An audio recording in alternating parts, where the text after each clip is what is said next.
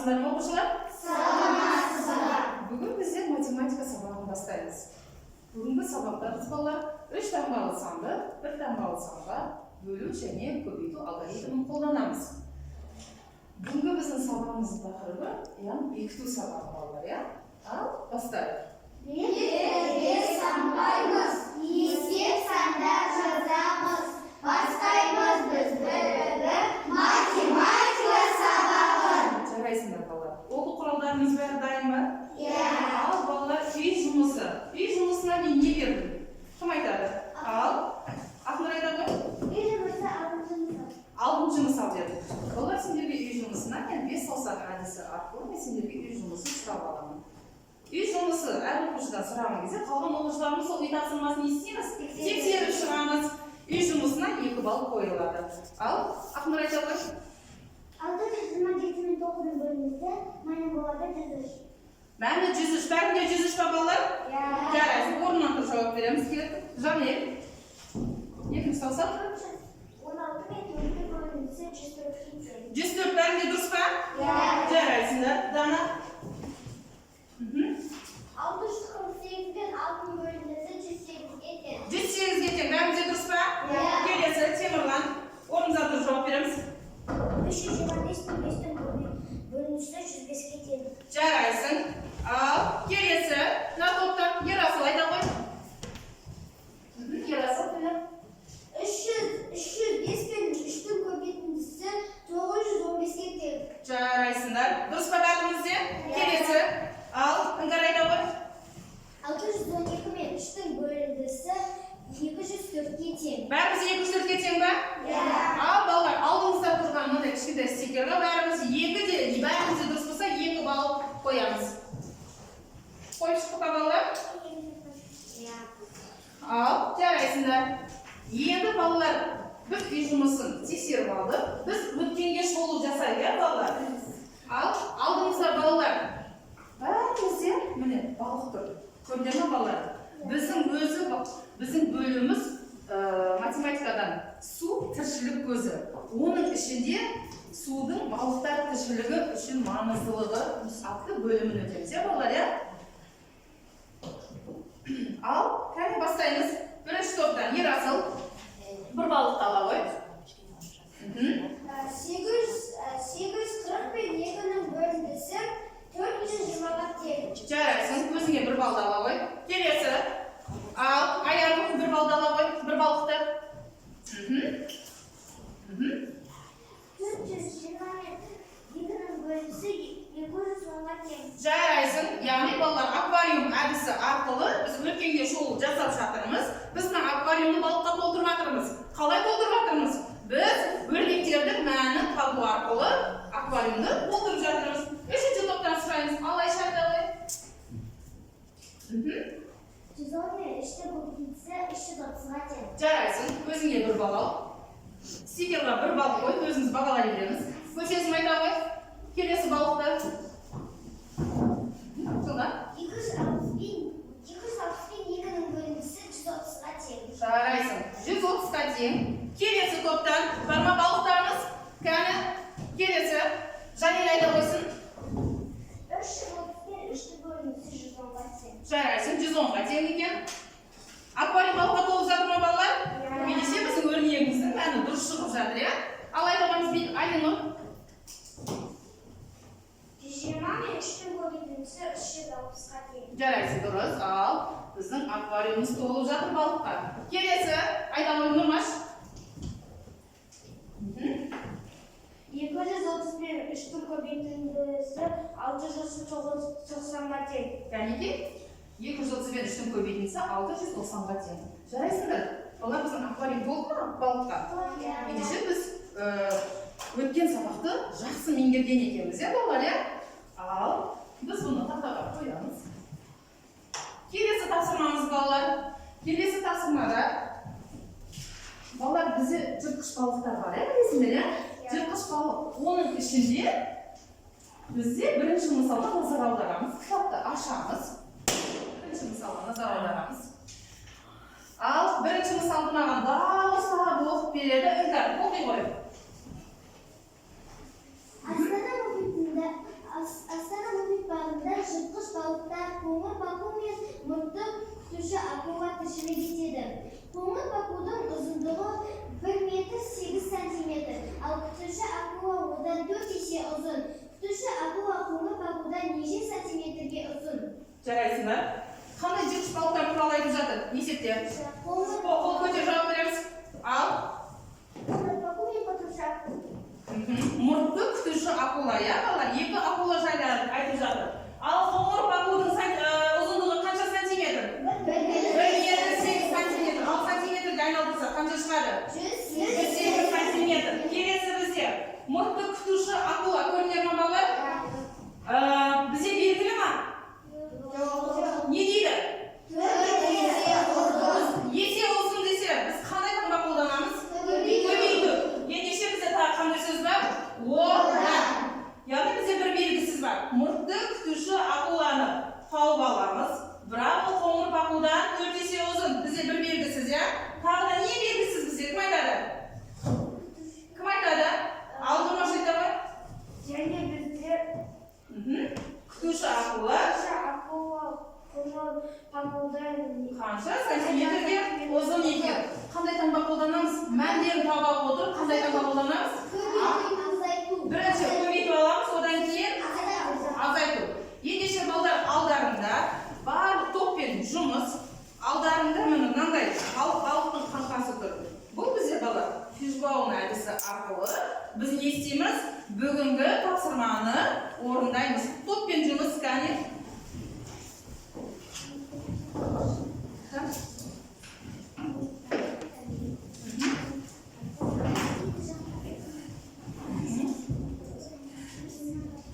Жыртқыш балықтарымызды есептің шартына жазамыз.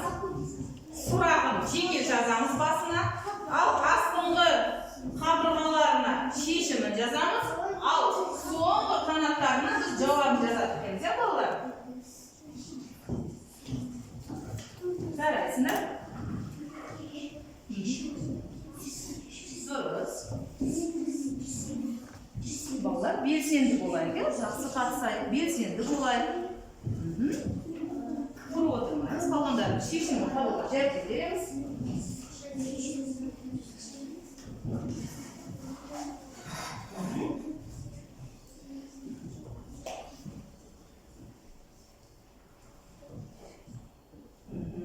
Дұрыс орындап жатырмыз топпенен. Жарайсыңдар?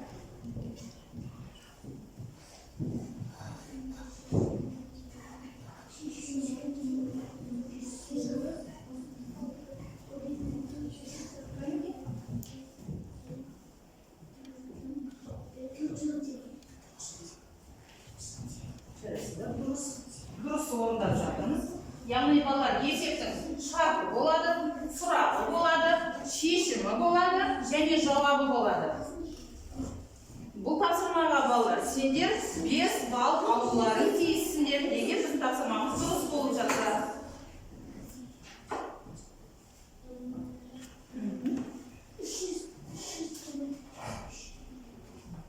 Дұрыс орындай береміз.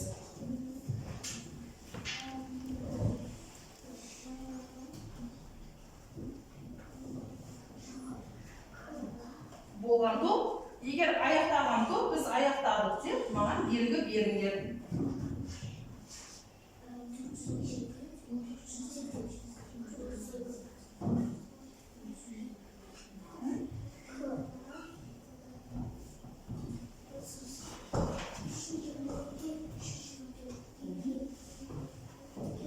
Бізде 3-ші топ тапсырманы аяқтап болыпты. 3-ші тобымыз бітті. 1-ші топ бітті және 2-ші тобымыз аяқтапты. Ал кеттік маған тапсырманы мен тексеріп шығайын. Балалар, 2-ші тобымызда шешімінде бізде күтуші акуламыз 432 сантиметр екен ұзындығы, ал ол қоңыр бакудан 324 сантиметрге ұзын болу керек. Бізде ұзындығынан қате кетіппіз. Топ 4 балл аласыңдар. Өйткені шешімнің біреуі қате. Бірінші топта 432 сантиметр дұрыс, 324 сантиметрге қоңыр бакудан ұзын екен. екенін мәні табылды. Дұрыс? Барлығына 5 балл. 5 балл. Ал үшінші тобымызда да 432 сантиметр. Бізде мұртты күтуші ақуамыз қоңыр бақылдан 324 сантиметрге ұзын екен. Жарайсыздар балалар, 5 барлықтарына 5 балл. Балды қойдық па балалар? Қойдық па балалар? Ал кеттік балалар. Келесі тапсырма балалар бізде жеке жұмыс. Әркім өзі орындайды. Балалар, бинго деген ойынды білесіңдер ма? Біз назар аударамыз. Бері қарай тақтаға. Балалар, бинго ойын білеміз ба? Тура осы бинго әдісі арқылы балалар сендермен екінші мысалменен жұмыс жасаймыз. Бұның шарты қандай? Міне, 103 мен 5-нің көбейтіндісі, 307 мен 2-нің көбейтіндісі, 636 мен 6-нің бөліндісі, 436 мен 4-нің бөліндісі, 104 мен 6-нің көбейтіндісі, 105 мен 4-нің көбейтіндісінің мәндері кез келген ұяшықта бар. Бірақ бұлардың мәндері не көк, не сары, не қызық ұяшықтар жиналған. Қай ұяшықтың мәндері дұрыс шықса, сол оқушы бізде бинго деп дауыстап ұтқанын табады. Түсінікті ма? Ал кеттік тапсырма бастаймыз. Міне өрнекшеріміз мәндері кез келген ұяшықтың ішінде. Бастаймыз. Бингоны аламыз балалар. Міне балалар, біздің бинго билетіміз тақтаның үстінде тұр. Кәнеки бәріміз аламыз, орындаймыз. Бинго.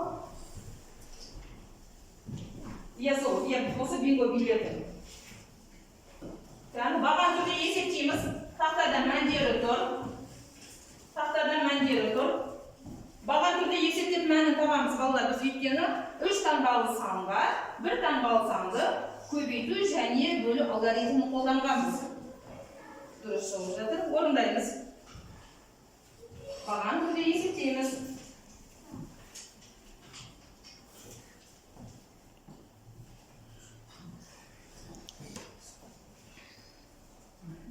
Орындаймыз. Егер қай ұяшықта мәні шығатын болса, дөңгелектейміз балалар. Сол санды дөңгелектеп отыруды ұмытпаймыз. Дұрыс. Жарайсыздар.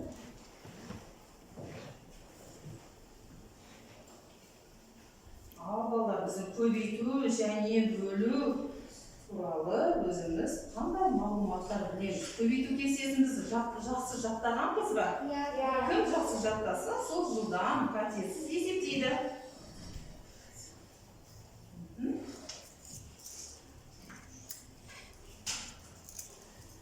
Ал жарайсың.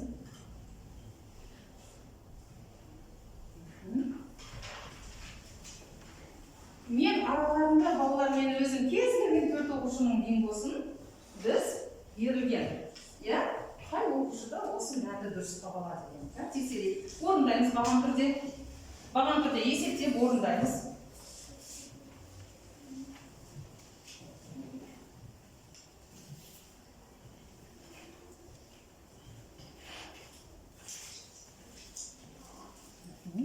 Баған түрде есептейміз, жарайсың. Дұрыс шығып жатыр. Баған түрде. Қай ұяшықта қоршаймыз. Қоршап қоямыз. Ал, кімде мәні дұрыс шықты? Барма дұрыс шыққандар? Бинго. Бинго. Екі оқушыда бинго шықты. Темірған сенде бинго шықты ма? Бинго деп қуансайшы. Бинго. Так, кімде шықты бинго? Бинго. Ал қалғандарымызда бинго шықты ма? Ұяшығымыз дұрыс шықпады ма?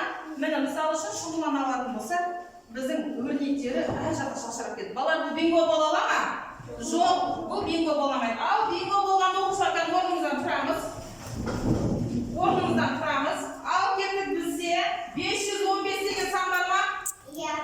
Келесі кеттік. 614 деген мән бар ма? Бар екен. Келесі 106 деген мән бар ма? Бар екен. Келесі 109 деген мән бар ма? Келесі 624.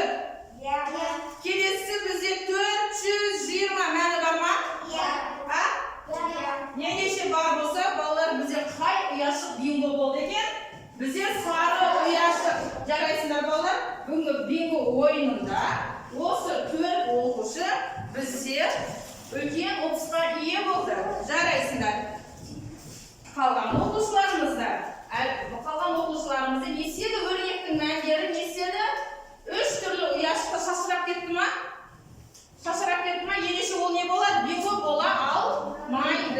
жарайсыңдар. Ал балалар, біз енді келесі тапсырмаға өтейік. Келесі тапсырмамыз балалар, бізде бумеранг әдісі арқылы номер 7-ші мысалды орындаймыз. Ал барлықтарымыздың алдымызда балалар, міне дайындап қойған бірінші және екінші, үшінші топтың тапсырмалары тұр. Яғни бұл жерде 3 амалды, балалар, әр топ амалдардың орындалу реті бойынша тапсырманы орындап, келесі топқа айналдырып өтеміз. Түсінікті ме? Мен қазір бастаймыз дегенде бастаймыз. Топтық жұмыс. Кәні екінші топ, өздеріндегі тапсырмалары топтық жұмыс. Үшінші топтың тапсырмасы. Ал кеттік, айналдырамыз. Бумеранг әдісі. Күнделікті сабақта қолданып жүргенбіз. Амалдардың орындалу ретін шатастырмаймыз. Бірінші амалдарды орындаса, екінші топқа айналдырып жібереміз. Дайын топ ұстап отыратындар. Күтеміз. Екінші топша күтейік. Маркермен жазамыз, жарай ма? Келесі жол маркермен жазайық. Болдық па? Ал, айналдырамыз. Арғы топқа береміз лашын. Ал, кеттік орындаймыз. Екінші амалды орындаймыз. Не жетті, жоғары қарап жазайық. Орындаймыз.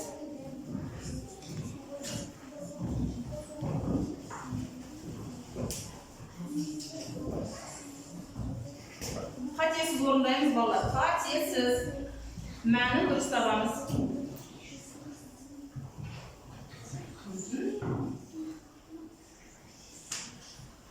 Болған топ қайтадан біздің топтық тапсырмамызды айналдырамыз. Тоқташ, аяқтасын бірінші, аяқтап алсын.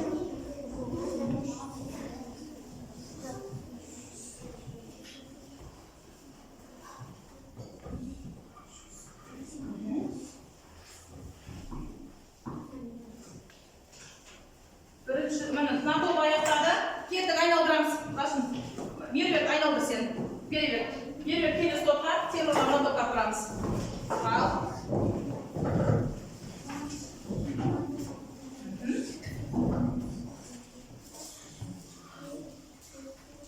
Жарайсыңдар.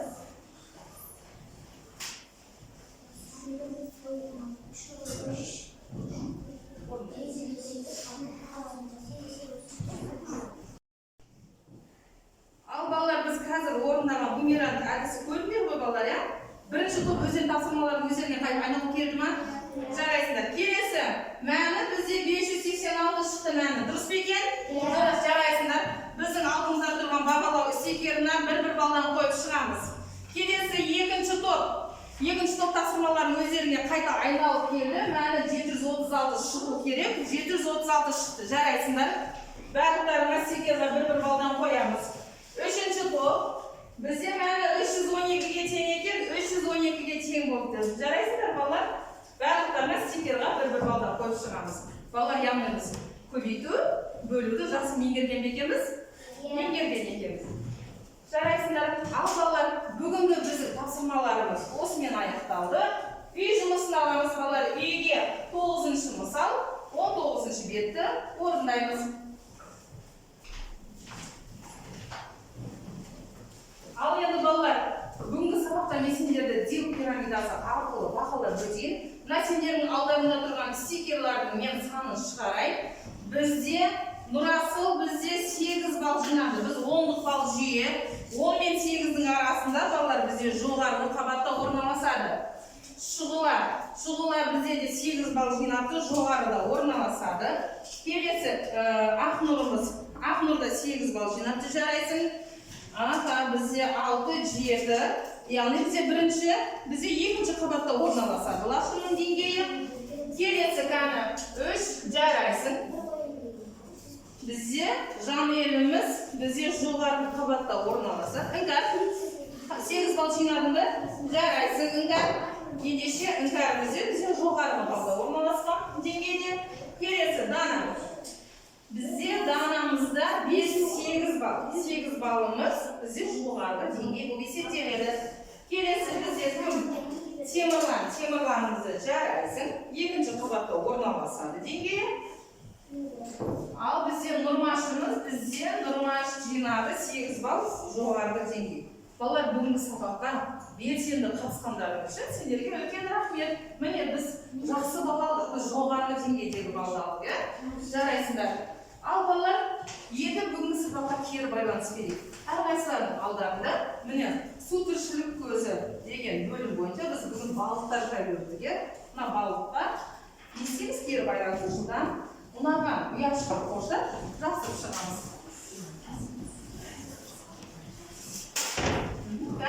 Кіреме жасырып жібереміз жылдан.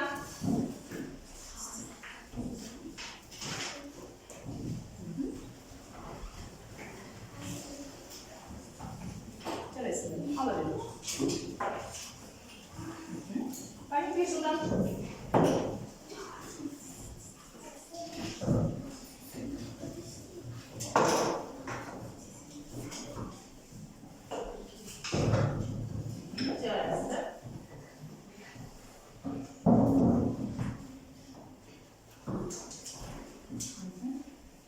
Балалар бізде үшінші топ кері байланысын берді. Бірінші топ та кері, Нұрасылдың кері байланысы қалып бара жатыр. Нұрасыл, міне кері байланысымыз.